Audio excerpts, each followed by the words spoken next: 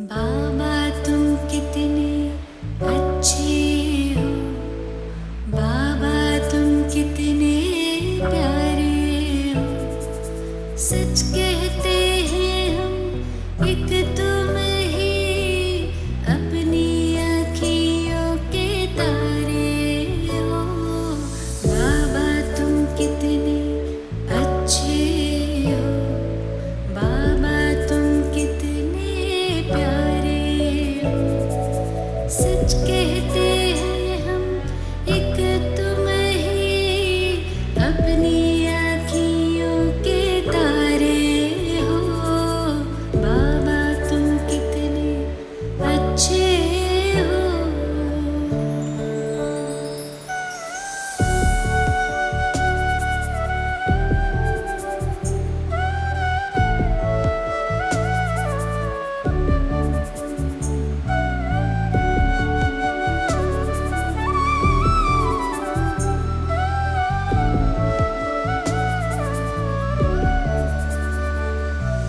दिल तख्त पे हमें बिठाया है, मस्तक मणि बनाया है। गुण ज्ञान खजाने दे करके हमें सबसे धनी बनाया है। रत्नों की थालियां भर भर के आंचल भर दिए हमारे हो। बाबा तुम कितने अच्छे हो।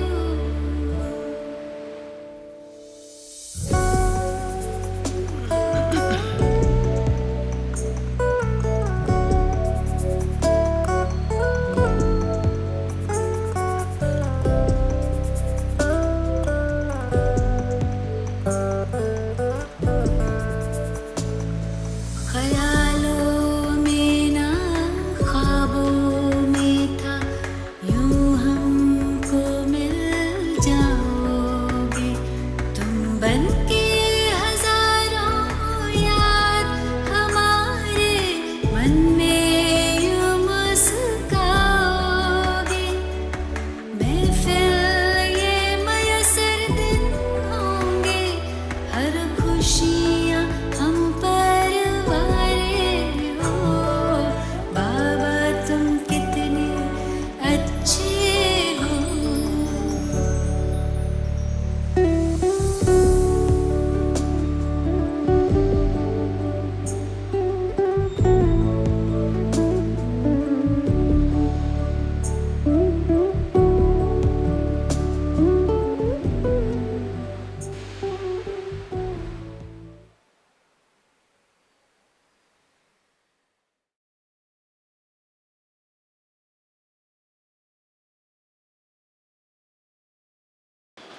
ओम शांति। बाबा तो अच्छा है, लेकिन बाबा के बच्चे कितने अच्छे हैं। एक आदर्श प्रवृत्ति में रहते हुए दूसरों के लिए उदाहरण रूप बनना, अनेक आत्माओं को प्रेरणा देना, मैं समझता हूँ जितना आप सभी प्रवृत्ति में रहते हुए कर सकते हैं, उतना समर्पित भाई बहनें नहीं कर सकते। एक बहुत बड़ा उदाहरण है। लोग समझते थे कि ब्रह्मा कुमारियों में तो घर बार छुड़ाया जाता है, लेकिन आप सबने सिद्ध करके दिखाया है कि घर बार छुड़ाया नहीं जाता है, घर को आदर्श बनाया जाता है।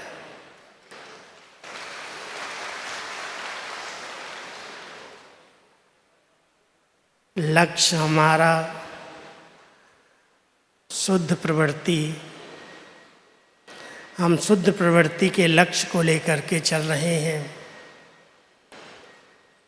मार्ग हमारा जीवन मुक्ति, लक्ष्य हमारा शुद्ध प्रवृत्ति। तो आप सभी शुद्ध प्रवृत्ति के एक बहुत सुंदर उदाहरण हो। जिस बात को बड़े बड़े साधु संतों ने, महात्माओं ने असंभव माना, वो आप सबने संभव करके दिखाया है। वो तो कहते थे कि आग और कपूस, पति और पत्नी एक साथ रह करके पवित्र नहीं रह सकते,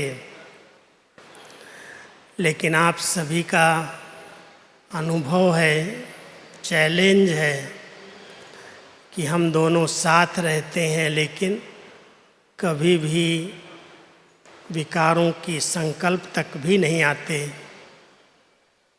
ऐसा सुंदर उदाहरण आपसे अधिक और कौन दे सकता है।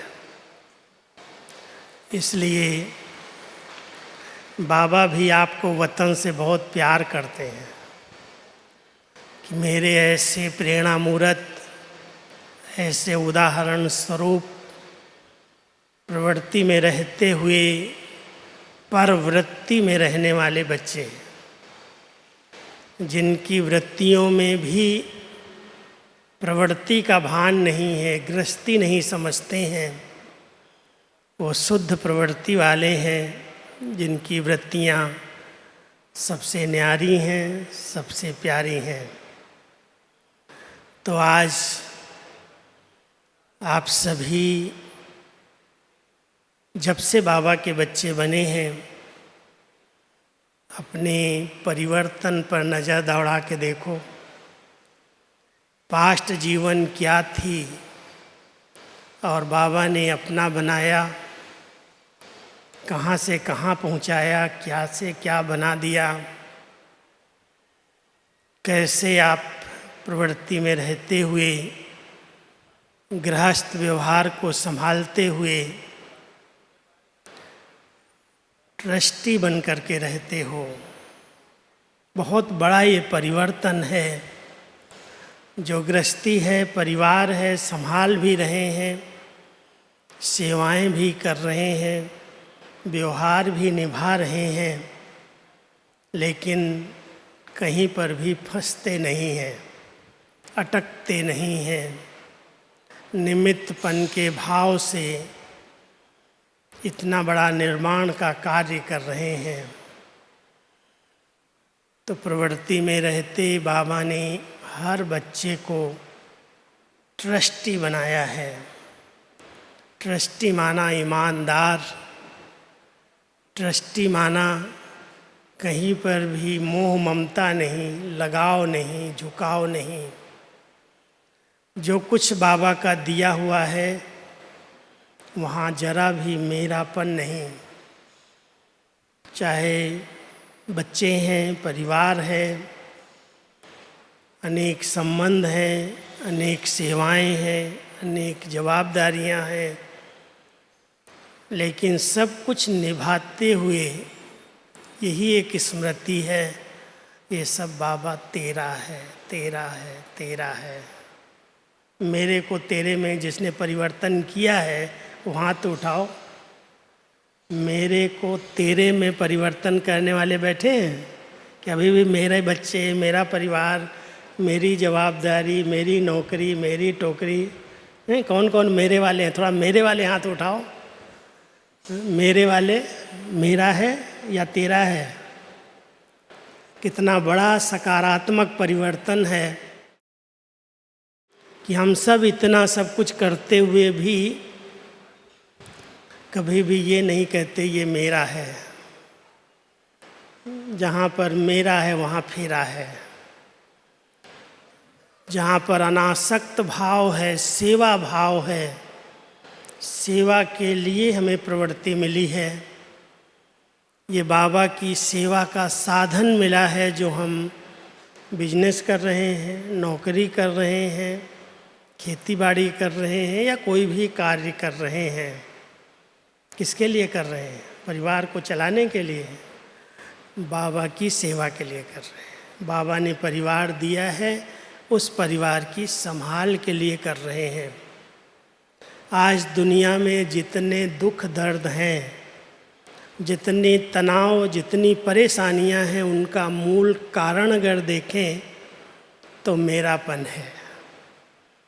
एक बहुत छोटी सी कहानी सुनाते हैं लोग कि एक प्रवृत्ति में बुजुर्गों की एक आदत होती है, जो बड़े होते हैं, कमाने वाले होते हैं, वो भले खुद नहीं खाते हैं लेकिन बच्चों के प्रति बहुत मोह रहता है।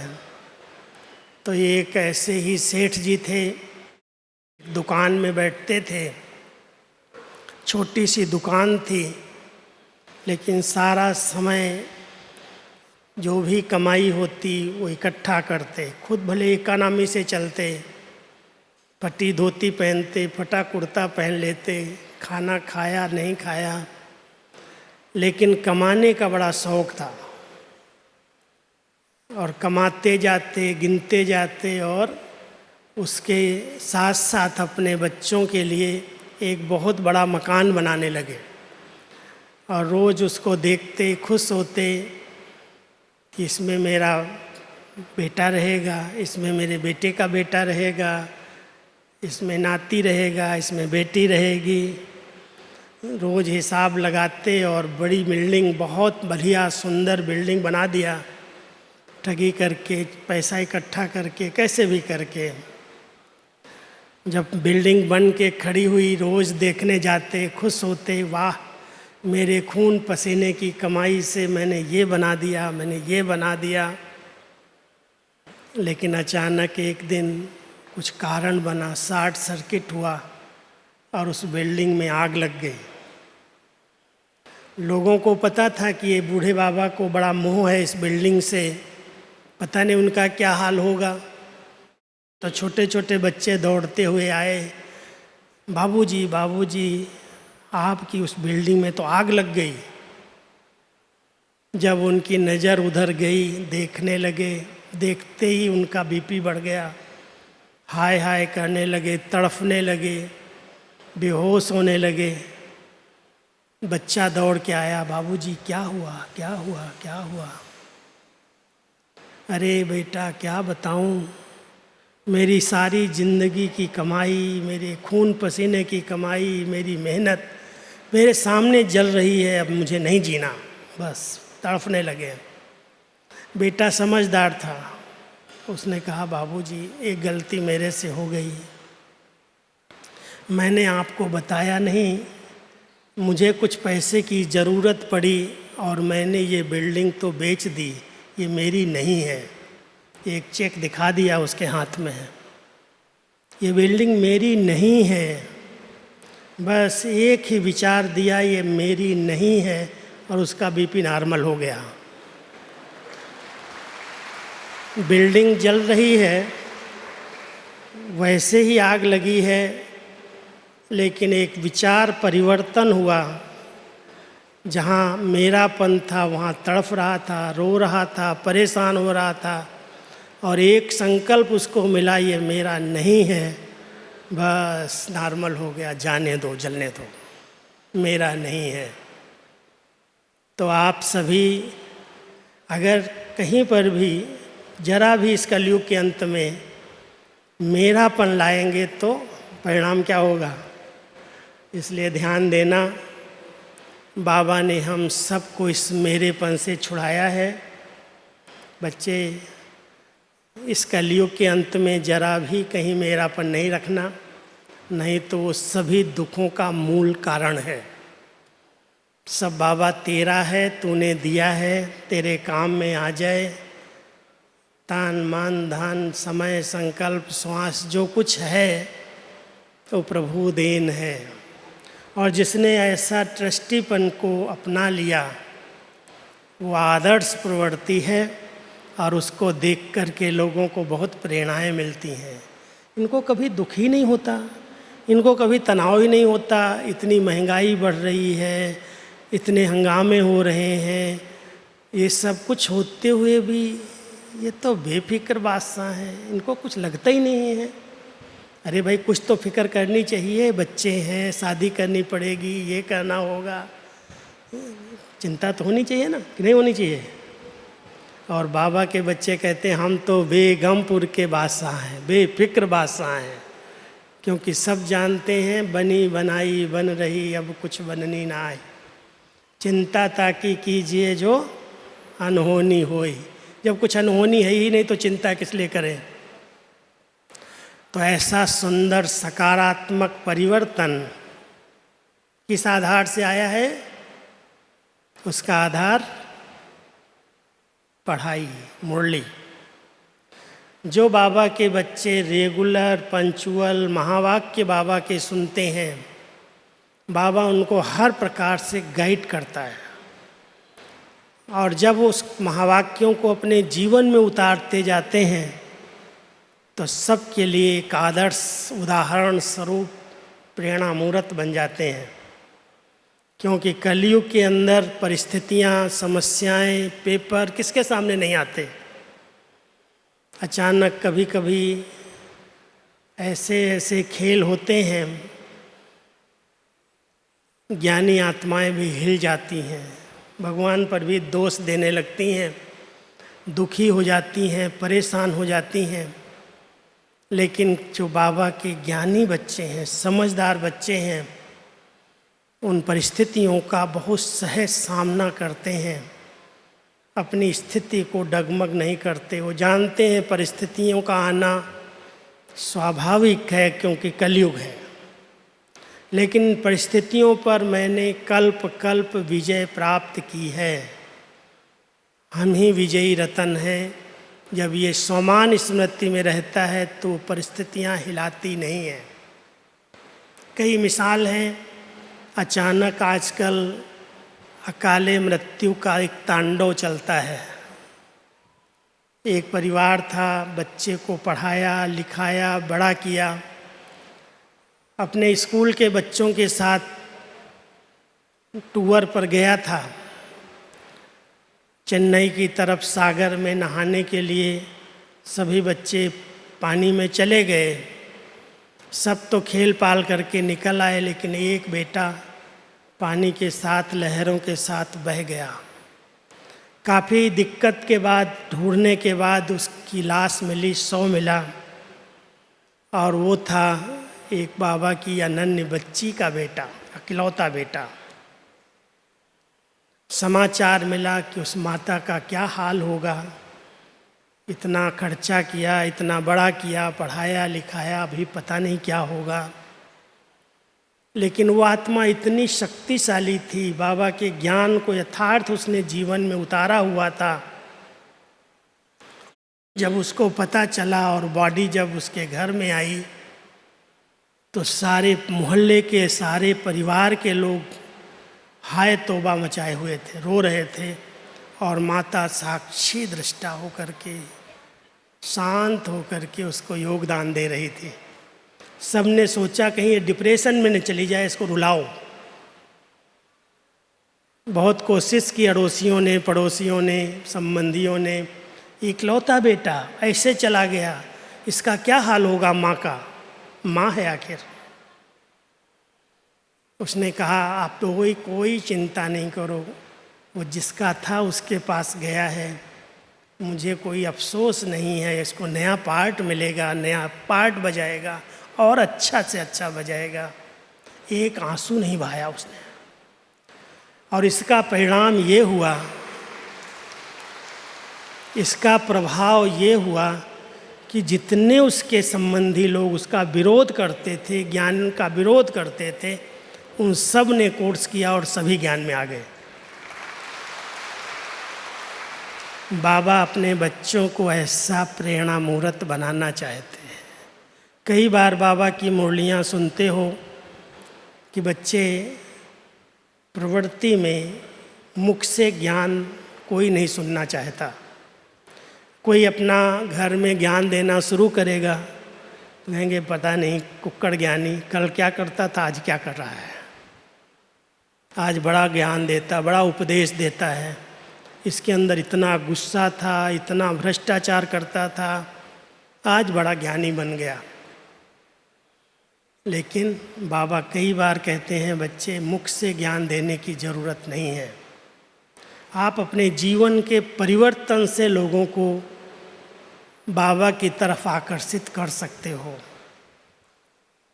और जीवन से कैसे आकर्षित होते हैं, मैं एक उदाहरण और बताता हूँ। एक भाई बहुत बड़ा ज्वेलर था, संग दोष उसको लगा और संग दोष में आकर के उसने शराब पीना शुरू किया। बहुत कुछ व्यसनों के अंदर अधीन हो गया। इतना गुस्सा, इतना शराब, इतना व्यसन, सब बुराइयाँ।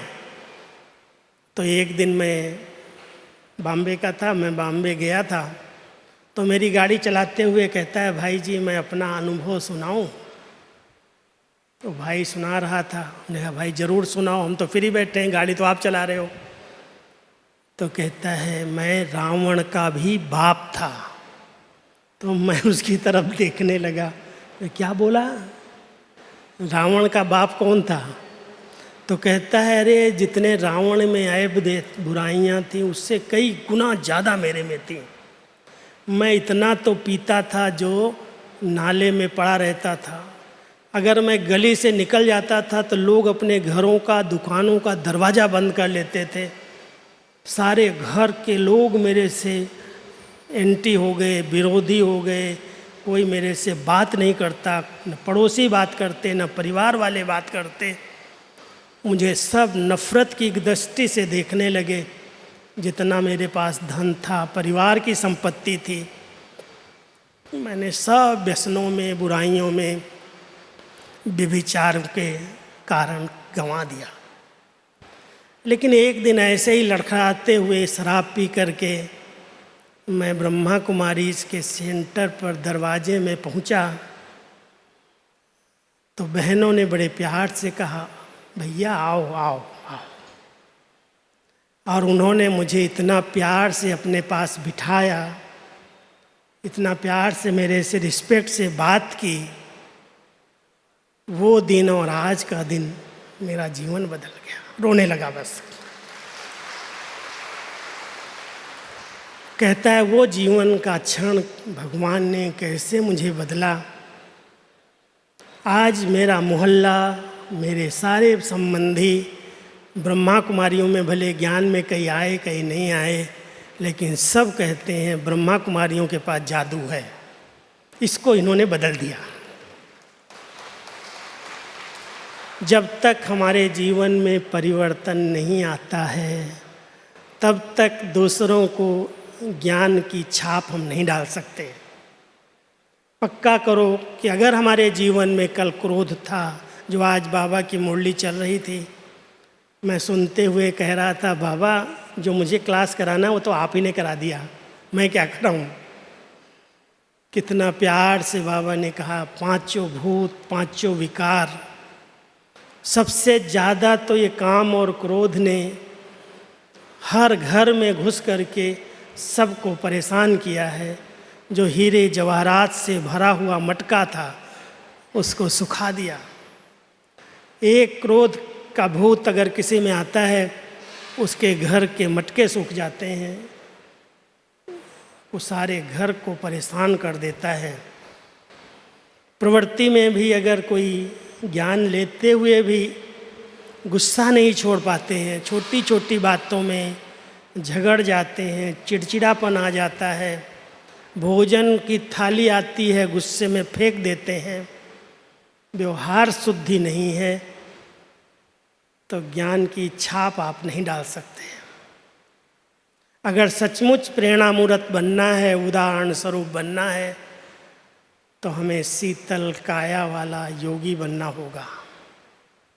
परिवर्तन, और ये परिवर्तन अगर दिव्यता संपन्न है, कुछ भी है, कैसी भी परिस्थिति है, हम धैर्यता से, अंतर्मुखता से अपने आप को शांत कर लेते हैं, चुप कर लेते हैं, तो घर के सब झगड़े समाप्त हो जाते हैं। नहीं तो छोटी छोटी बातों में तनाव पैदा होता है, झगड़े पैदा होते हैं। कई बार तो बच्चे भी कहते हैं, मम्मी आप गुस्सा कर रही हो, बाबा तो मना करता है गुस्सा करने के लिए। वो भी ध्यान खिंचवाते हैं, पड़ोसी भी ध्यान खिंचवाते हैं कि आप तो बड़ा ऊंचा ऊंचा ज्ञान देते हो, इतना गुस्सा क्यों है, लोभ वृत्ति क्यों है, क्यों आप ठगी पैसे किसके लिए कमा रहे हो, भ्रष्टाचार किसके लिए कर रहे हो, क्या चाहिए आपको। तो हम सबको बाबा ने उदाहरण रूप बनाया है, प्रेरणा मूर्त बनाया है। हम सिर्फ बाबा के बच्चे ज्ञान को यथार्थ समझ करके जो बदलने की, परिवर्तन करने की चीज़ें हैं, जो अशुद्धियाँ आई हैं संस्कारों में, उन्हें ज्ञान और योग के बल से परिवर्तन करें। कैसे परिवर्तन करें? बाबा ने हमें 4 सब्जेक्ट पढ़ाई हैं। अधिक ज्ञान नहीं दिया है, लेकिन चारों सब्जेक्ट को अगर हम अपने जीवन में प्रयोग करते हैं तो बहुत बड़ा परिवर्तन दिखाई देता है। अगर हमने ज्ञान को यथार्थ रीति से समझा है तो ज्ञान हमें कहता है, बच्चे मुक्ति और जीवन मुक्ति का अनुभव करो। ज्ञानी तू आत्मा कभी किसी भी बंधन में नहीं बंध सकती, किसी भी बंधन में नहीं बंधेगी, चाहे वो देह का बंधन है, चाहे संबंधों का बंधन है, चाहे संस्कारों का बंधन है, चाहे साधनों का बंधन है, और सबसे बड़ा बंधन अपने संकल्पों का, विचारों का है। अगर ज्ञान को यथार्थ समझा है, बाबा आज कितना प्यार से कह रहे थे, बच्चे संकल्पों की इकोनॉमी का अवतार बन जाओ। संकल्प कितने चलते हैं, व्यर्थ नेगेटिव क्यों लगी हुई है? क्या बाबा के बनने के बाद इस ज्ञान की सब्जेक्ट को यथार्थ समझा है कि जब ड्रामा बिल्कुल एक्यूरेट है और इस ड्रामा के अंदर हर एक्टर का पार्ट बिल्कुल यथार्थ है, कोई कुछ भी कर रहे हैं, वो अपने ड्रामा के नूंद प्रमाण कर रहे हैं, फिर हमें संकल्पों में अपनी एनर्जी गंवाने की ज़रूरत है? ये ऐसा क्यों कर रहा है, ऐसे नहीं होना चाहिए, ये ठीक नहीं है, इस सेंटर पर एक ठीक नहीं है, बहनें ठीक नहीं कर रही, ये भाई ठीक नहीं कर रहे हैं। कितने संकल्प हमारे व्यर्थ जाते हैं, और खुद के भी जाते हैं और दूसरों के अंदर भी भर देते हैं कि ये भी ऐसे हैं। उनको भी बता बता करके उनकी भी भावनाओं को तोड़ देते हैं। आप सब इस बात को अंडरलाइन करना, जब ये ड्रामा बहुत एक्यूरेट कल्याणकारी है, बाबा ने कहा है, बच्चे हर आत्मा इस ड्रामा में निर्दोष है। क्यों दोष दृष्टि रख रहे हो, क्यों अपनी स्थिति को खराब कर रहे हो उसके पीछे? मुझे तो बहुत टेंशन जाता है जब हर आत्मा निर्दोष है, तो मैं उसके बारे में चिंतन करके अपने मन को डिस्टर्ब क्यों करूं? जितना आप इस ड्रामा के ज्ञान को यथार्थ रीति से समझते जाएंगे, बाबा ने अधिक नहीं पढ़ाया, ABCD पढ़ाई, आत्मा का ज्ञान दिया, A पढ़ा दिया, B पढ़ाया, बाबा ने अपना ज्ञान दे दिया, C पढ़ाया, क्रिएशन का ज्ञान दे दिया, रचना का ज्ञान दे दिया, D पढ़ाया, ड्रामा का ज्ञान दे दिया। बस ABCD पढ़ लिया हमने, और कुछ हम पढ़े नहीं हैं। लेकिन अगर ABCD को यथार्थ रीति से समझ गए हैं तो कभी भी हलचल में नहीं आ सकते। अभी वर्तमान समय हर एक बाबा के बच्चे को सिर्फ ज्ञान सुनाने वाला नहीं बनना है, ज्ञान स्वरूप ज्ञानी तू आत्मा बनना है। उस ज्ञानी तू आत्मा की दृष्टि, उसकी वृत्ति, उसकी स्मृतियाँ, उसके बोल, उसके कर्म, उसका व्यवहार ज्ञानी है। अगर आपको देख कर के कोई कहे कल तक इसकी दृष्टि बड़ी चंचल थी, बहुत देहाभिमान वाली थी, विकारी थी, पतित थी, लेकिन आज ये बदल गया, इसकी दृष्टि कितनी निर्मल है, कितनी रूहानियत से संपन्न है, कितनी स्नेह वाली है, इसकी विकारी भावनाएं चेंज हो गई। ये दृष्टि का परिवर्तन महापरिवर्तन है। हम सब का पहला ऑपरेशन बाबा ने दृष्टि का किया है। क्रिमिनल दृष्टि को सिविलाइज्ड बनाया है। किसी को भी हम देख रहे हैं तो उसके रूप को नहीं देखते, उसके रुपये को नहीं देखते। वो आत्मा चमक रही है, मणि चमक रही है, हीरा चमक रहा है, हमारा ध्यान उसके स्वरूप पर जाता है। ये दृष्टि परिवर्तन। क्रिमिनल दृष्टि को बाबा ने सिविल बना दिया। बच्चे आत्मा को देखो, ये आत्मा कितना अच्छा पार्ट बजा रही है, ये आत्मा मेरा भाई है, हम सब एक घर से आए हैं, ये बेहद की भावना है। दृष्टि परिवर्तन की। वृत्तियों का परिवर्तन किया। वृत्तियां जो चंचल थी, भटक रही थी, उनको अनासक्त बनाया, वैराग्य का बनाया, उपराम कर दिया। हमारा दृष्टिकोण बदल दिया। हमारे बोल में जो अहम भाव था, अंदर का अहंकार झलकता था, उसको बाबा ने मधुर सरल बना दिया। पाठ पढ़ाया, कम बोलो, धीरे बोलो, मीठा बोलो, जो जरूरी है वही बोलो, नहीं तो चुप हो जाओ। अगर ये अपने जीवन में हमने धारणाएं ले ली, ज्ञान स्वरूप स्थिति बना ली, तो अनेकों के लिए हम सब प्रेरणा स्रोत बन जाएंगे। अनेक आत्माओं को प्रेरणा प्राप्त होगी। कलयुग जब एक बहुत विपरीत दिशा की ओर आगे बढ़ रहा है, पांचों भूत हरेक के अंदर व्याप्त हैं, कोई भी इनसे छूटा हुआ नहीं है। एक उल्टी दिशा की ओर अगर कोई बढ़ता है तो उसको मेहनत लगती है। जिधर दुनिया जा रही है उधर आप भी जाओगे तो क्या बड़ी बात है।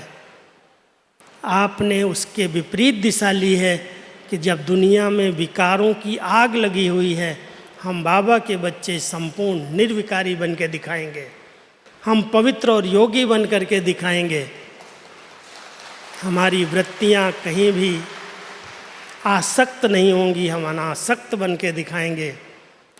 कितने भी आकर्षण करने वाले पदार्थ हों, कितनी भी चीज़ें, कितनी अच्छी अच्छी मायावी दुनिया में आ जाएं, मुझे कुछ नहीं चाहिए। ऐसी अनासक्त वृत्ति दूसरों के लिए प्रेरणा स्रोत बन जाएगी। मुझे बहुत स्थानों पर बाबा भेजता है सेवा के लिए। हमें बहुत ऑफ़र मिलती हैं, भाई साहब ये ले जाओ, ये ले जाओ, ये ले जाओ, ये चीज़ देखने चलो, ये देखने चलो। मैं हाथ जोड़ता हूँ, बहन जी इसके लिए नहीं आया हूँ। चाहे मैं अमेरिका गया, चाहे लंदन गया, चाहे जहाँ गया, मैंने एक मॉल नहीं देखा, एक दुकान पर नहीं गया। मुझे कुछ नहीं चाहिए। बाबा मुझे बहुत कुछ दिया है। मैं दाता का बच्चा हूँ, किसी से लेने नहीं आया हूँ, ज्ञान धन देने आया हूँ। छाप वहाँ लगती है जहाँ पर हम अपने जीवन से लोगों को प्रेरणा देते हैं।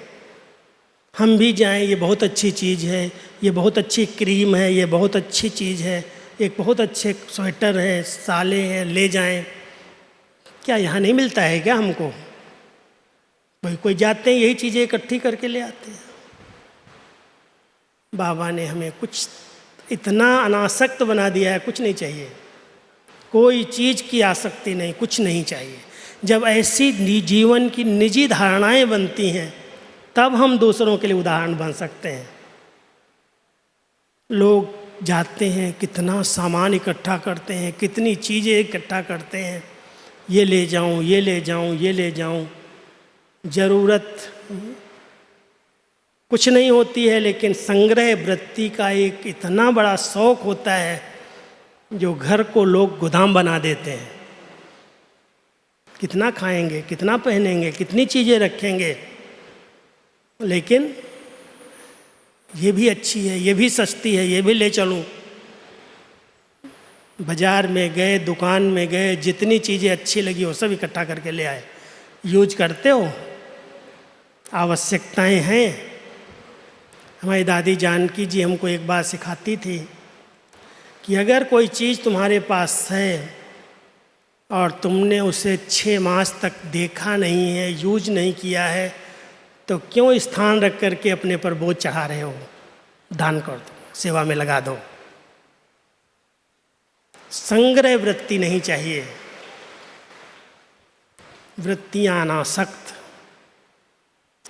बोल बड़े मधुर सम्मानजनक, और व्यवहार की इतनी शुद्धता है जो हर आत्मा महान है, श्रेष्ठ है, उसी तरह से उसको देखें, रिस्पेक्ट दें।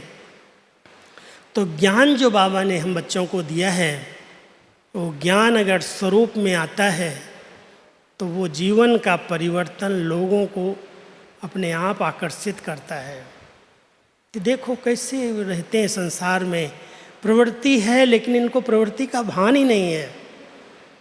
बाबा के ऊपर हमने इतना अर्पित कर दिया, बाबा सब तेरा है, सब तेरा है, सब तेरा है। संभालता है वो, और अच्छे से अच्छा संभालता है। लोग जैसे रह रहे हैं उनसे हम कई गुना अच्छे रहते हैं, रॉयल्टी से रहते हैं, लेकिन कहीं पर भी ना स्वच्छता है, न कोई डिमांड है। तो ध्यान देना, ज्ञान की सब्जेक्ट हमें मुक्त बनाती है। मुक्त, कहीं पर भी बंधन नहीं। अगर कोई ज्ञानी तु आत्मा किसी न किसी बंधन में बंधा हुआ है, वास्तव में उसने ज्ञान को समझा ही नहीं है। इसलिए ध्यान देना, किसी भी प्रकार का बंधन है। आजकल भक्ति का भी बंधन है, गुरुओं का भी बंधन है, बुद्धि का भी बंधन है। मैं पढ़ा लिखा हूँ, मैं समझदार हूँ, मैं होशियार हूँ, मैं अनुभवी हूँ, मैं बुजुर्ग हूँ, इसका भी बंधन है। इसलिए बाबा के बच्चों को, ज्ञानी तु आत्माओं को बंधन मुक्त बन करके रहना है। और अगर योग बाबा से यथार्थ है, हमारा कनेक्शन जुटता है, करंट आती है, तो सर्व शक्तियों से आत्मा संपन्न है।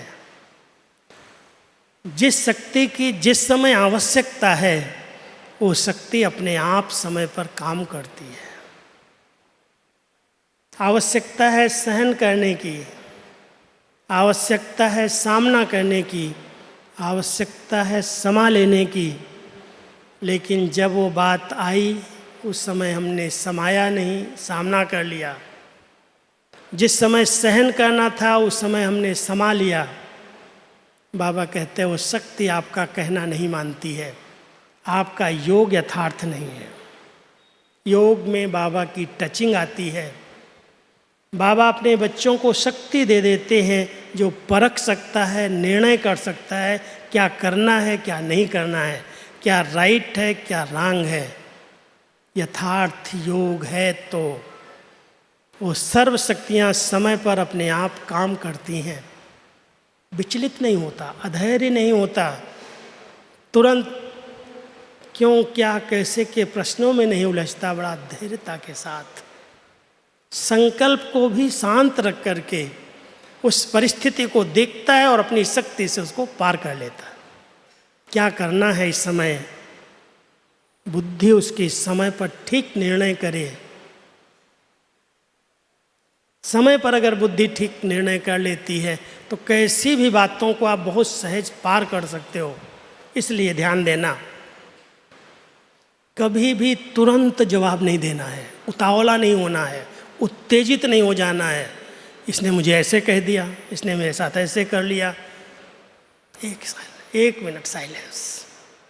हमें दादी जानकी जी ने ऐसा पढ़ाया, कभी भी कोई बात हम लेके जाते थे, बहुत सारे पत्र व्यवहार करना पड़ता था। दादी के सामने गए, वो समझती इसके पास बहुत सारे प्रश्न हैं, बहुत सारे पत्र लेके आया है। मेरे कहती है 1 मिनट साइलेंस, ऐसे बैठ के दृष्टि देने लगती। जो अंदर लेके गया वो सब शांत हो जाता, चुप। उनकी शक्तिशाली दृष्टि से, वो साइलेंस के वाइब्रेशन से आत्मा एकदम शांत हो जाती, हलचल समाप्त हो जाती। फिर अगर कोई बात सुनाने लगते तो उनका एक ही शब्द होता, डोंट थिंक। मैं हंसता, दादी डोंट थिंक करने से काम बिगड़ेगा। नहीं, क्या बोलता है? जो काम की चीज़ें नहीं है, जिनका तेरे पास हल ही नहीं है, उसको सोचने से फ़ायदा क्या? इसलिए सोचना बंद कर दो, सब ठीक करेगा बाबा अपने आप। ये उनकी योग की पावर थी।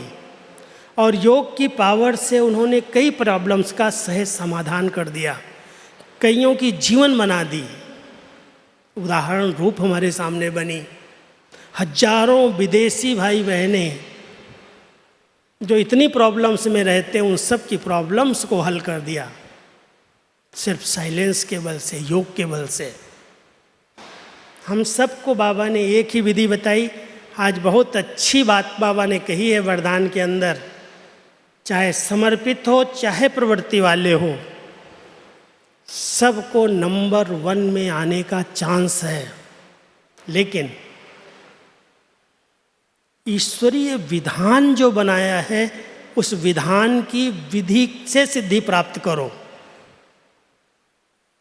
आपका चिंतन चलता है या नहीं? मैं मुरली टाइप करता हूँ, लिखता हूँ, तो मुझे बहुत सोच चलता है कितने विधान बाबा ने हमारे आगे विधि बताई, और उन विधियों के अनुसार अगर हम चल रहे हैं तो सिद्धि हमारे पीछे पीछे आती है। सफलता के लिए हमें भटकना नहीं है, सफलता हमारा जन्म सिद्ध अधिकार है, लेकिन विधि यथार्थ होनी चाहिए, उसमें अलबेलापन नहीं चाहिए। कौन सी विधि आज बताइए? हिम्मत का एक कदम आगे रखो, 1000 गुना मदद के लिए बाबा बंधा हुआ है। मांगो नहीं, बाबा मदद करो, बाबा आशीर्वाद करो, बाबा कृपा करो। तो मैं मांगने से कुछ नहीं देता, भिखारी थोड़ी हो, बच्चे हो मेरे, मांगते क्यों? कदम आगे बढ़ा दो हिम्मत का, मैं मदद के लिए बंध जाऊंगा। विघन है, क्या करूं क्या करूं? बाबा कहता है क्या क्यों कर रहे हो? तुम कमज़ोर हो क्या? विघ्नों का काम है आना, और तुम्हारा काम है विघ्नों पर विजय प्राप्त करना। विघ्न विनाशक तुम मेरे बच्चे हो। लेकिन विधि को अपनाना, क्या विधि है? लगन की अग्नि विघ्नों को समाप्त करती है। अगर लगन की विधि को हमने अपनाया, हमने बाबा में और लग गए, प्यार से याद करने लगे, बाबा ये कार्य है, लगन लग गई, तो विघ्न खत्म हो गए। कोई भी विघ्न नहीं है, किसी भी प्रकार का विघ्न नहीं है, लेकिन लगन की परीक्षा है। लगन माना जिगरी बाबा से प्यार, समर्पण भाव। बाबा के लिए हम सब हैं, हमारे लिए क्या है? हम तो बाबा के लिए कर रहे हैं, बाबा के कार्य में हम मददगार हैं, इसलिए लगन है तो विघ्न नहीं रहते। अगर निश्चय है तो विजय निश्चित है। अगर संकल्पों में दृढ़ता है तो सफलता जन्म सिद्ध अधिकार है। ये सब विधियां हैं। और रोज वरदान के अंदर, जब से मैंने शुरू किए वरदान लिखना बनाना, मेरा एक ही लक्ष्य रहता है, पहली लाइन के अंदर जो भाव वाली लाइन है वो मेरी क्रिएट की हुई है। आप देखेंगे वो भाव जब कहा है बाबा ने तो उसकी विधि बताई है, ऐसे नहीं भाव हो जाएगा। अगर विधि को अपनाएंगे तो वो सिद्धि सफलता वरदान की हमें प्राप्त होगी। बाबा किसी बच्चे को तथास्तु नहीं कहता है, हो जाएगा नहीं, ये करोगे तो ये होगा। ये विधि है, ये सिद्धि है। ये कोई रिद्धि सिद्धि नहीं है, कोई तंत्र मंत्र नहीं है, ये कोई चमत्कार वाला ज्ञान नहीं है, ये विधि से सिद्धि है। आप विधियों पर चलते रहो। जो बाबा ने अमृत वेले से रात तक की विधियां बनाई है, नियम बनाए हैं, कायदे बनाए हैं, जो बाबा के बच्चे उन कायदों प्रमाण चलते हैं, नियमों का पालन करते हैं, उनकी श्रेष्ठ जीवन, महान जीवन लोगों के लिए एक आदर्श उदाहरण बन जाती है। किसी को कुछ कहने की ज़रूरत नहीं पड़ती। ये अमृत वेले उठते हैं, बाबा की याद में बैठते हैं, रोज़ नियमित ज्ञान योग की अध्ययन करते हैं, शुद्ध शाकाहारी भोजन करते हैं। मैं आपको 5 स्मृतियाँ बताऊंगा, लेकिन उसके पहले मैं चारों सब्जेक्ट की विषय बात कर रहा हूँ कि ज्ञान है तो आत्मा मुक्त है, योग यथार्थ है तो सर्व शक्तियाँ समय पर काम करती हैं, और धारणाओं पर ध्यान है तो जिस गुण की ज़रूरत जब है वो दिव्य गुणों से आत्मा स्वतः संपन्न बनती जाती है। और अगर सेवाएं हमारी यथार्थ हैं, बहुत सारी सेवाएं बाबा ने हम बच्चों को दी हैं, लेकिन आज सेवा ने अपना रूप बदल लिया है। नाम के लिए, मान के लिए, शान के लिए, पिक्चर के लिए, फोटो के लिए सेवाएं कर रहे हैं लोग। स्वार्थ भाव आ गया सेवा में, देखा देखी आ गई, रीस रेस आ गई, विंग बने, ये विंग वाला ये कर रहा है तो मैं ये करूं, ये इससे मिलने जा रहा है तो मैं इससे मिलने जाऊं। क्या देखा देखी लगी हुई है, ये सेवा है क्या? बाबा ने सेवा हमें सिखाई है, सुख देना है, सुख लेना है। अगर सेवाएं किसी आत्मा को डिस्टर्ब कर रही हैं, सेवाओं में अगर कोई भेदभाव आ रहा है, रीस रेस चल रही है, तो बाबा कहता उन सेवाओं की मार्क्स जमाई नहीं होती, मेरे पास उनका खाता नील है। सेवा करो, बाबा कराने वाला करा रहा है, जो सेवा सामने आए, जी बाबा, हाँ जी बाबा, वो कराने वाला है। हम लोग क्या हैं, निमित्त हाथ आगे बढ़ाओ, करा लेता है। लेकिन सेवा मिली है खुशी देने के लिए, खुश रहने के लिए। अगर सेवा हमारी खुशी को गायब कर दे, सेवा हमारी स्थिति को डिस्टर्ब कर दे, इस सेवा से हमारा मन मुटाव हो जाए, सेवा से कहीं आपस में वार्तालाप बंद हो जाए, मैं समझता हूँ वो सेवा यथार्थ नहीं है। सेवा सुख देने के लिए है, सुख लेने के लिए है। सुख दो, सुख लो, खुशी दो, खुशी लो, संतुष्ट रहो, संतुष्ट करो। अगर सेवाओं में मनसा कर रहे हो, वाचा कर रहे हो, कर्मणा कर रहे हो, तन से कर रहे हो, मन से कर रहे हो, धन से कर रहे हो, समय शक्ति लगा रहे हो, लेकिन रिजल्ट में खुशी नहीं है, रिजल्ट में सबका सम्मान स्नेह नहीं है, तो सेवा किस लिए है? इसलिए ध्यान देना, सेवाएं हमारी खुशी के खजाने को भरपूर कर देती हैं।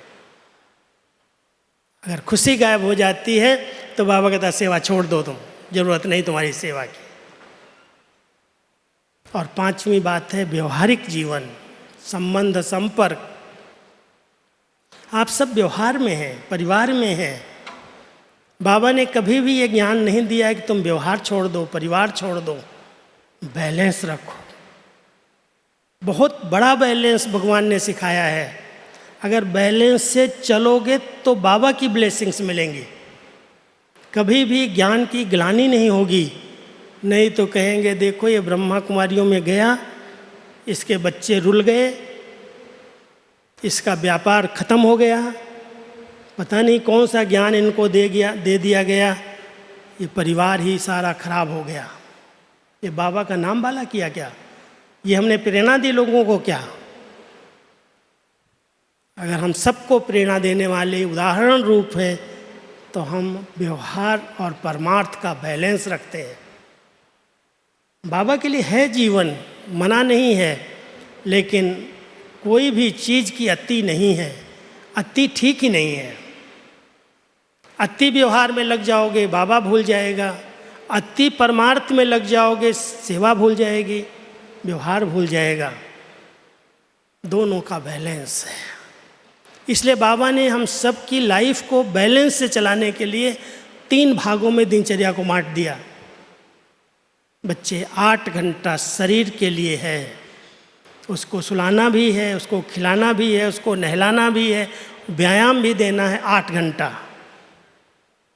लेकिन 8 घंटा है शरीर निर्वाह के लिए, कर्म क्षेत्र पर कर्म करने के लिए, और 8 घंटा आत्म उन्नति के लिए।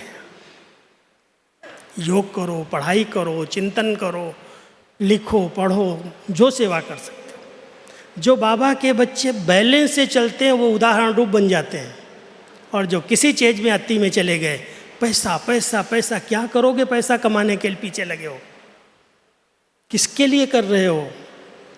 कई तो न योग कर पाते हैं, न मुरली सुन पाते हैं, न अमृत वेला कर पाते हैं, रात को 12 बजे तक बिजनेस चल रहा है।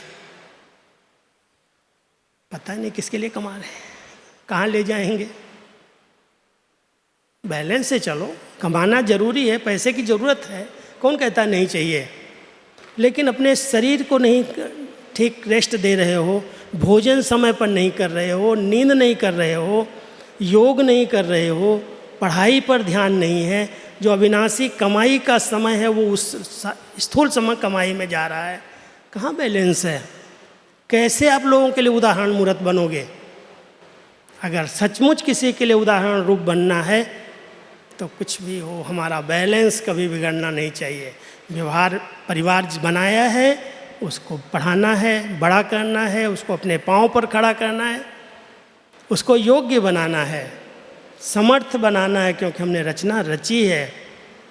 रचना को हम डिस्टर्ब नहीं कर सकते हैं, लेकिन रचना में इतना न फंस जाएं जो हमारा परमार्थ ही छूट जाए, बाबा ही छूट जाए। बैलेंस, और ये अगर बैलेंस किसी को आ जाता है तो अनेक आत्माओं की ब्लेसिंग्स मिलती हैं और अपनी जीवन बहुत आनंदमय ब्लिसफुल बन जाती है, कभी भी तनाव पैदा नहीं होता। तो आप सभी सकारात्मक चिंतन करने वाली आत्माएं हैं। मैं समझता हूँ कि ज्ञान, योग, धारणा, सेवा,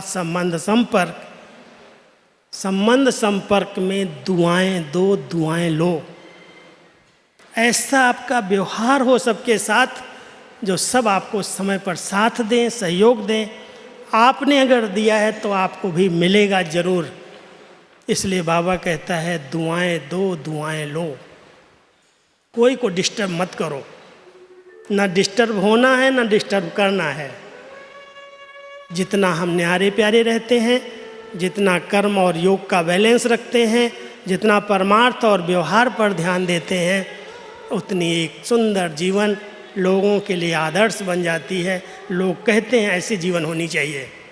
अनेक आत्माओं को प्रेरणाएं मिलती हैं, लोग खिंच करके आते हैं कि चलो आपको कहाँ से ऐसा ज्ञान मिला, कैसा ज्ञान है, कितना सुंदर है, लोगों की जीवन कितनी दुखमय है और आप इस दुख की दुनिया में रहते हुए कितने सुख स्वरूप हैं, कितने पवित्र स्वरूप हैं।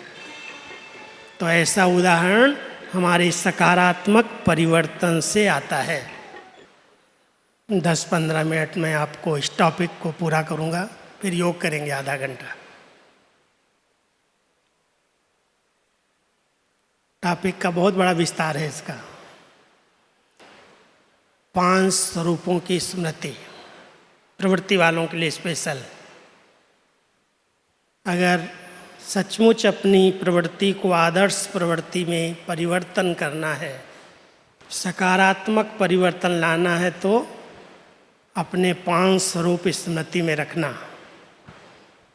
सबसे पहले अमृत वेले आँख खुले, बाबा मैं आपका बच्चा हूँ, बच्चा हूँ।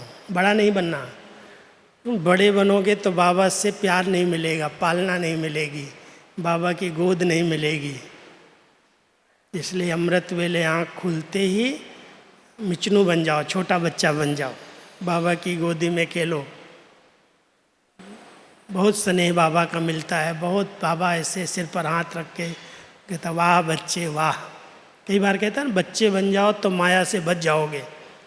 मैं दादा दादी बन गया हूँ ऐसा नहीं, मैं बड़ा हूँ, बुजुर्ग हूँ, अनुभवी हूँ, नहीं, मैं बाबा आपका बच्चा हूँ।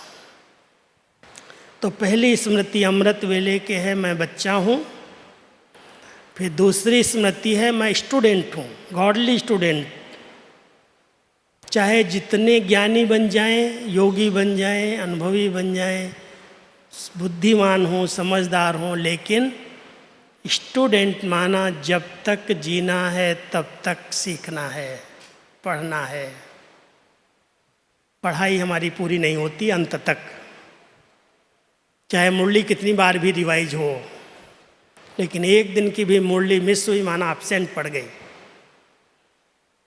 आप सब इस बात पर अंडरलाइन करना कि बाबा रोज के लिए रोज का होमवर्क हमें मुरली द्वारा देते हैं।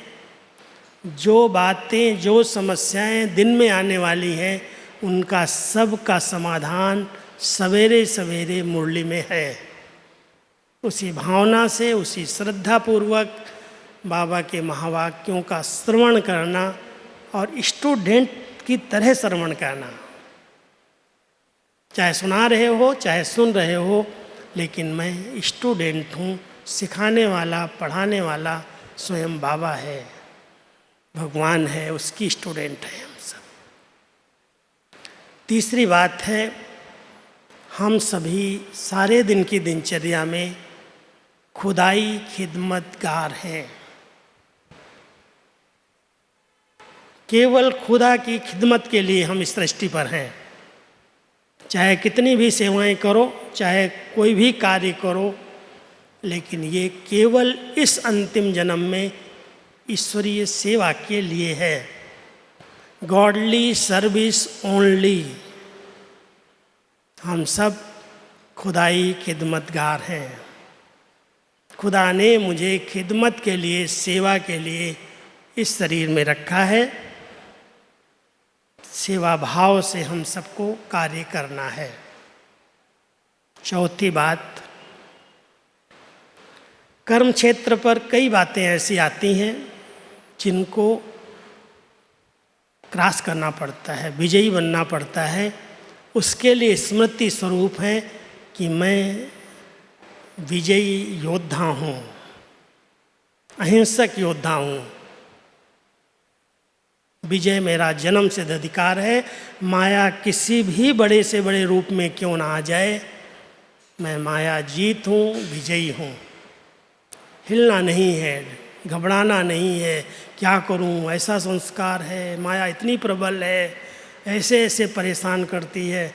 बाबा कहता है वो कागज का शेर है, कुछ भी नहीं है। तुम शक्तिशाली बन जाओ, अपने आप विजयी बन जाओगे। तो विजयी योद्धा हूँ, हार खाने वाला नहीं। युद्ध के मैदान में जरूर हूँ, क्योंकि बहुत सूक्ष्म युद्ध है। पांचों विकारों पर जीत प्राप्त करनी है। इसलिए सब विकारों पर विजय तभी होगी जब हमारी स्मृति होगी हमारे साथ कौन है। सर्वशक्तिमान बाबा हमारे साथ है। कहते हैं जब सुग्रीव और बाली की लड़ाई चल रही थी, युद्ध हो रहा था, तो भगवान ने छिप करके बाली पर बाण मार दिया, क्योंकि वो दोनों की शकल समझ में नहीं आती थी कौन है, दोनों एक जैसे थे। तो इस समय हमारी माया के साथ लड़ाई चल रही है। माया भी कभी कभी भगवान का रूप बना करके आ रही है। बाबा बन के आ रहे हैं, कोई ब्रह्मा बन के आ रहे हैं। बड़ा विकराल रूप माया ने लिया हुआ है, और नहीं समझ पाए तो भटक जाएंगे। माया के स्वरूपों को पहचानना बहुत जरूरी है। इंक्वायरी नहीं करना जा कर के, लेकिन ये बहुत सूक्ष्म माया है। ऐसे समय पर हम सबको विजयी बनना है, कभी भी किसी के प्रभाव में नहीं आना। आजकल एक कोई व्यक्ति निकला है, सेंटर्स पर जा कर के क्लास करना शुरू करता है, कुछ समय स्टूडेंट बन के रहता है, फिर भाई बहनों को कुछ न कुछ इलायची, कुछ लौंग, कुछ खिला करके अपने वश कर लेता है, और यहाँ से मुख करके दूसरी पार्टी में ले जा रहा है। आप सब अंडरलाइन करना, बाबा ने मना किया है किसी के प्रभाव में नहीं आना और किसी के हाथ से कुछ लेके खाना नहीं। इसका बहुत प्रभाव पड़ रहा है। माया अपना भिन्न भिन्न रूप दिखा रही है। हम सबको माया जीत योद्धा बनना है, विजयी बन के रहना है। बाबा का हाथ और साथ न छूटे, इसलिए मधुबन न छूटे, बाबा न छूटे, परिवार न छूटे। इस पर बहुत ध्यान देना, नहीं तो न इधर के रहोगे न उधर के रहोगे। बहुत संभल के चलने की ज़रूरत है। हम सब रूहानी योद्धा, विजयी योद्धा हैं, युद्ध के मैदान में हैं। इसलिए बाबा का साथ लो, गुप्त कनेक्शन बाबा से प्यार भरा रखो। बाबा आपको मदद करेगा, और माया कितनी भी महाबलवान हो, आप विजयी बन जाएंगे। और पांचवा एक स्वरूप है जो निरंतर अगर याद रहेगा तो मंजिल सामने रहेगी। मैं रूहानी यात्री हूँ, यात्रा पर है। यात्री की दो विशेषताएं होती हैं। जो यात्रा पर गए हैं जानते हैं, चाहे अमरनाथ की यात्रा पर गए, चाहे कोई तीर्थ पर भी गए, वो ध्यान देते हैं कि यात्री कभी पीछे मुड़ के नहीं देखता, कौन आ रहा है कौन नहीं आ रहा है, जिसको आना है आएगा। उसके सामने केवल मंजिल रहती है, भगवान के दर्शन करने हैं, मुझे समय पर वहाँ पहुँचना है। चाहे जितनी चढ़ाई हो, चाहे जितनी बाधाएं हो, सबको क्रॉस करते हुए धुन लगा करके, चाहे वैष्णो देवी की यात्रा पर जा रहा है, चाहे अमरनाथ की यात्रा पर जा रहा है, वो कभी पीछे मुड़ के नहीं देखता। कौन आ रहा है कौन नहीं आना, जिसको आना हो आएंगे। और दूसरी बात है, यात्री कभी अधिक लोड सामान का अपने साथ नहीं लेता। बहुत जवाबदारियों का लोड लेकर के नहीं चलो। कहते हैं ये एक व्यक्ति बैलगाड़ी से जा रहा था, सामने एक भाई को देखा, बेचारा बहुत बुजुर्ग था, थका हुआ था, उसके ऊपर बहुत बड़ी गठरी रखी थी। तो उसको रहम आ गया, उसने कहा बाबूजी आओ बैलगाड़ी पर बैठो, मैं आपको छोड़ देता हूँ। वो बैलगाड़ी पर तो बैठ गया, लेकिन जो सिर पर गठरी रखी थी वो अपने सिर पर ही रखा रहा। कहता भाई आप बैलगाड़ी पर बैठे हो तो गठरी भी रख दो। कहता नहीं, गठरी रखूँगा तो आपके बैल थक जाएंगे। ऐसा हो सकता है क्या? गठरी उसके सिर पर है, बैठा है बैलगाड़ी में, बैलगाड़ी चल रही है, लेकिन गठरी नहीं उतार रहा है। हम सब रूहानी यात्री हैं, यात्रा कर रहे हैं, बाबा अपनी गोदी में बिठा के हमें ले जा रहा है और सिर पर गठरी रखी है, मेरा परिवार, मेरी जवाबदारी, मेरा ये मेरा ये। अरे गठरी क्यों नहीं रख रहे हो? तुम बैठे हो, तुम यात्रा पर हो, और जवाबदारियों की गठरी बाबा को नहीं दे सकते। भारी हो जाएगा बाबा क्या? इसलिए सब बाबा को जवाबदारी दो, बाबा ये सब आपका है, हल्के हो जाओ, लाइट हो जाओ। बहुत सहज पुरुषार्थ है, सहज मंजिल है। और बाबा अपने बच्चों को मेहनत करते हुए देखना नहीं चाहता। कई बार बाबा कहता है बच्चे जब मेहनत करते हैं तो मुझे बहुत रहम आता है। मेरे बच्चे और मेहनत कर रहे हैं, युद्ध कर रहे हैं। इसलिए आप सब मेहनत मुक्त बन करके, एक बाबा दूसरा न कोई, एक व्रता हो करके रहो, एक की लगन में मगन रहो। सबके साथ संबंध है, लेकिन हम सब संबंध निभाते हुए भी न्यारे हैं, प्यारे हैं। परिवार में होते भी पार हैं। तो आप सब ऐसे प्रवृत्ति में रहो, लेकिन निवृत्ति में रह करके, न्यारे प्यारे रह करके अपने जीवन का उदाहरण लोगों के आगे रखो। आपको देख कर के लोग ज्ञान में चलने की हिम्मत रख सकें। ऐसे न कहें ये ब्रह्मा कुमारी में गया तो बिगड़ गया, ये बाबा की बदनामी है। लेकिन आपको देख कर के लोग कहें यहाँ जाने से ऐसी जीवन बन सकती है, इतने महान बन सकते हैं। तो इस सेवा का बड़ा अच्छा चांस है, साधन है। इन्हीं शब्दों के साथ अभी हम सब चलो बाबा के पास उड़ करके अव्यक्त वतन की, मूल वतन की सैर करो।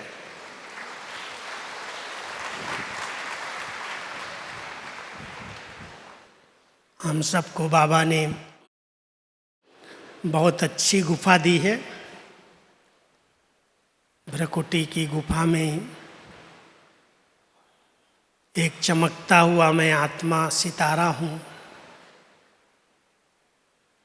बहुत स्नेह से पहले अपने स्वस्वरूप का दर्शन करो। कर्मेंद्रियों से न्यारा बनाकर एक लाइट माइट संपन्न, एक चमकता हुआ हीरा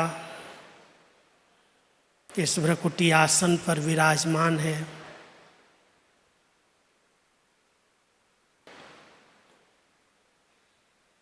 और बाबा जो परम शक्ति, सर्वशक्तिवान, परम पवित्र हैं,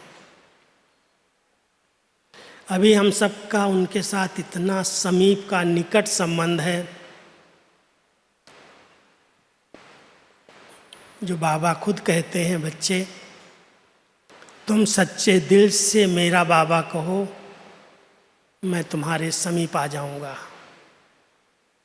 कह के तो देखो। तो सभी बहुत दिल से, बहुत प्यार से बाबा को देखो, वो चमकती हुई ज्योति, परम पवित्र, सर्वशक्तिवान, हम सबके अति प्रिय आत्माओं के पिता, उनका आवाहन करो। मेरे बाबा, मीठे बाबा, इस सभा में आ जाओ और मुझे अपने संग का, अपनी शक्तियों का अनुभव कराओ। बाबा को इतने समीप अपने साथ बिठा लो, इस भ्रकुटी आसन पर मैं और मेरा बाबा दोनों कंबाइंड हैं। उनके संग में रंगी हुई मैं आत्मा भी परम पवित्र मास्टर, शांति का सागर, प्रेम का सागर, सुख का सागर बन गई हूँ। भ्रकुटी आसन पर चमकती हुई मैं आत्मा बाबा के साथ कंबाइंड हूँ। उनकी शक्तियों का अनुभव करो, उनके सच्चे प्यार दुलार का अनुभव करो।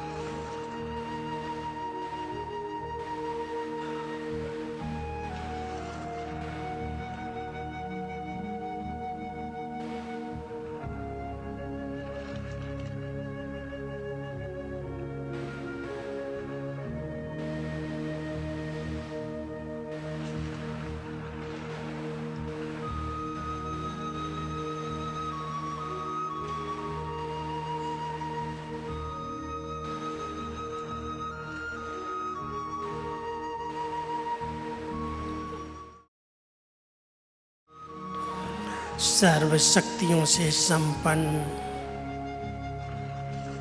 मैं भरपूर आत्मा बाबा के समान डबल लाइट इस साकार सृष्टि से उड़ते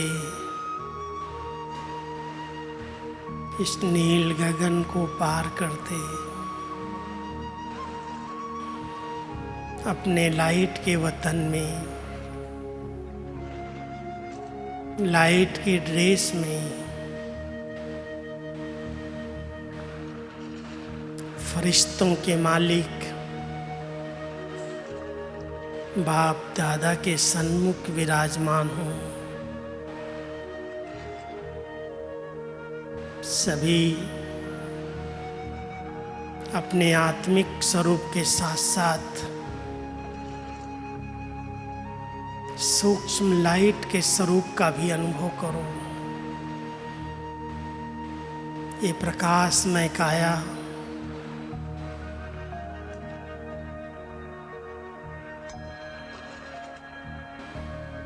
मेरा सूक्ष्म शरीर बाप दादा की किरणों से चमक रहा है। यह अव्यक्त वतन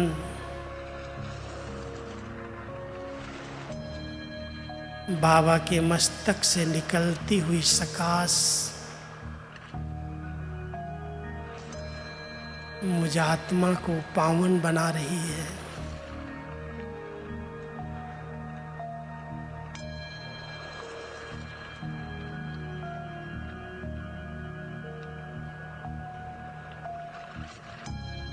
ये सकाश एक करंट का काम कर रही है।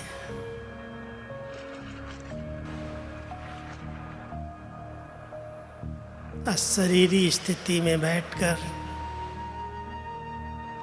बाबा की करंट लो।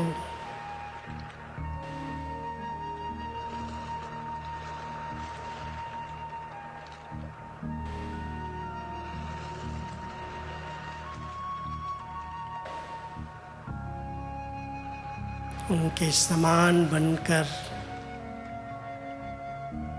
फरिश्ते ड्रेस से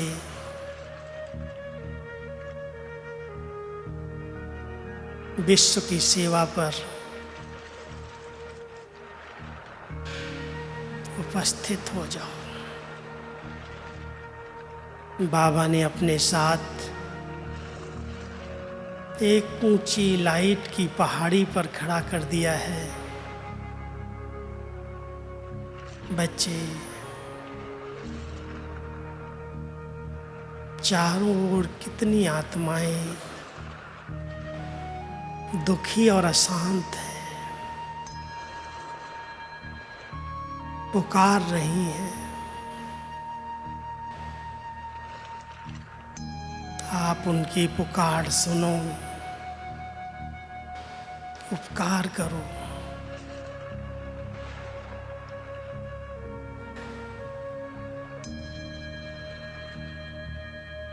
अपने वरदानी हाथ से पवित्र प्रकंपन से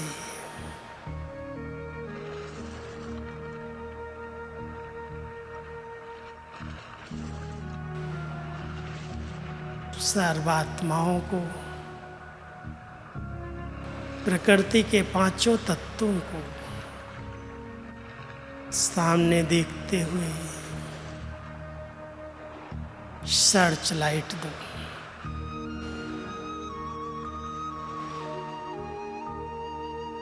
सब आत्माएं मुक्त हो जाएं।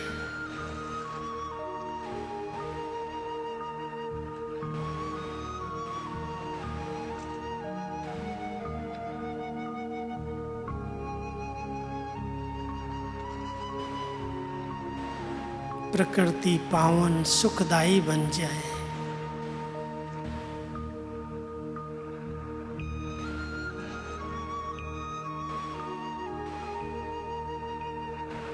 शुभ भावना की किरणें इस पूरे ग्लोब पर सर्च लाइट के रूप से जा रही हैं।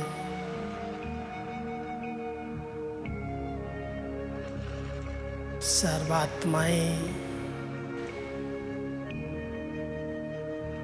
सहारे का अनुभव कर रही हैं।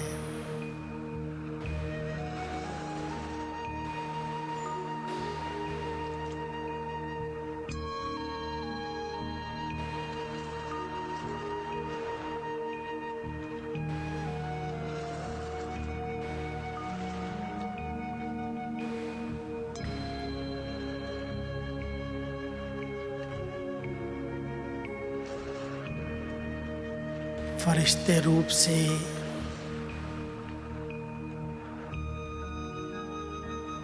अपनी पवित्र मनसा द्वारा सबको शांति और शक्ति का दान दो।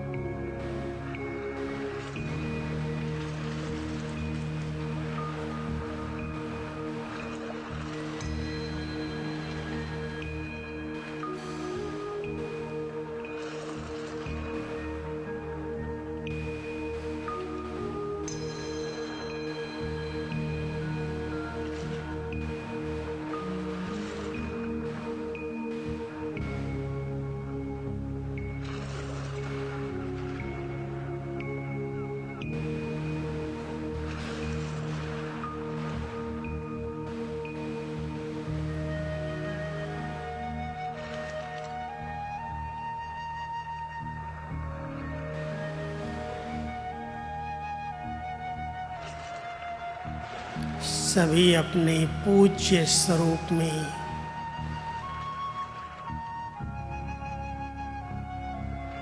इष्ट देव और इष्ट देवी के रूप में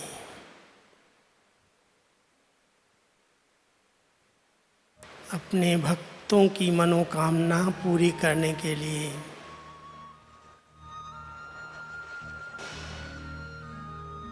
चैतन्य शक्ति स्वरूप में बैठो।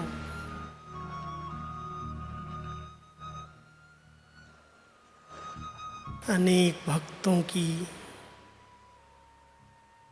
लंबी लंबी कतार सामने आ रही है। एक पल के दर्शन से लोग प्रसन्न हो रहे हैं। सबकी मनोकामनाएं पूरी हो रही है।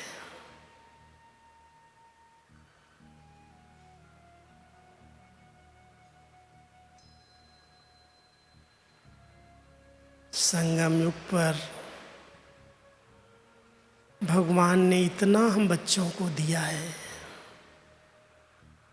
संपन्न बनाया है।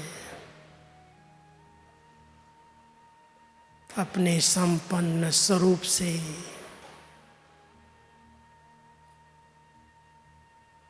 अपने भक्तों को दान दो, वरदान दो। नजर से निहाल करने की सेवा करो।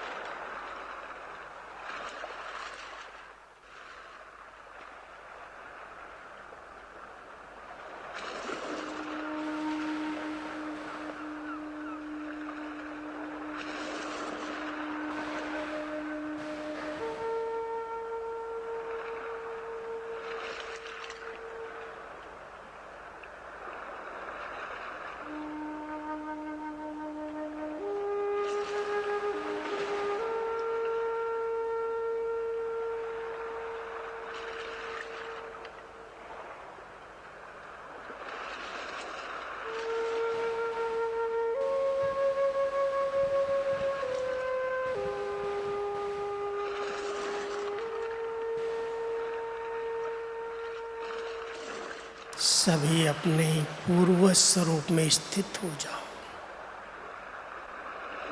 वृक्षपति बाप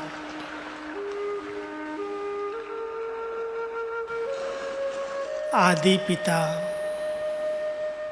आदि माता के साथ इस कल्प वृक्ष की जड़ों में बैठकर मैं तपस्वी आत्मा पूरे वृक्ष को शक्ति प्रदान कर रही हूँ। इस वृक्ष में जो भी आत्माएं हैं सब एक ही तने से निकली हुई आत्माएं हैं। सबका भला हो, सब सुख पाएं। अपनी पूरी वंशावली को, पूरे वृक्ष को अपने पूर्व स्वरूप में स्थित होकर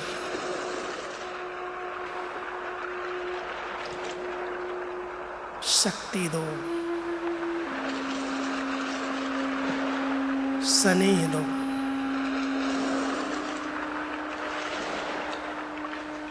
अपनेपन की अनुभूति करा दो।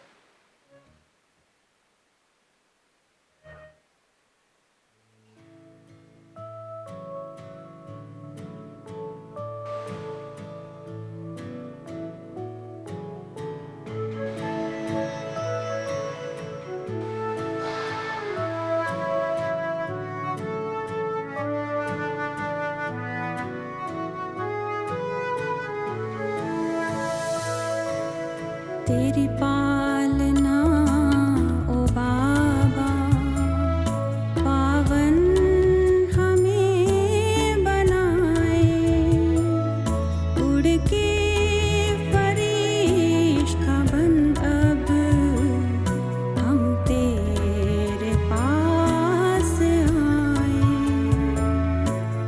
तेरी पालना ओ बाबा